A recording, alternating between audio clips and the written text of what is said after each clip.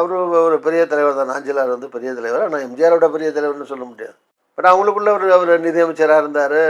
அவரும் கொஞ்சம் ரொம்ப சுயமா செயல்படக்கூடிய ஆளு. யாரு கால்லயும் கையிலயும் பட்டு ஜிப்பா, பட்டு வேஷ்டி, கையில சந்தன பிரம்பு, இப்படி ஒரு ஸ்டைலோட அண்ணா காலத்துலேருந்து ஒரு செல்லப்பிள்ளை மாதிரி இது திமுகவில் சின்ன வயசுலேருந்தே நடத்திட்டு வந்தாங்க. அண்ணாவாக இருக்கட்டும், கலைஞராக இருக்கட்டும், எம்ஜிஆராக இருக்கட்டும், எல்லாமே ரொம்ப அலட்டிக்கிற மாட்டார்.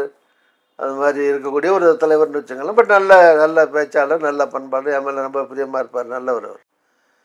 ஆமாம். அது அவங்களுக்குள்ள கருத்து வேறுபாடுகள் அது வந்தது. அப்புறம் திமுகவுக்கு போனார். அப்புறம் திமுகவில் கூட கோவம் வந்து விலகினார்.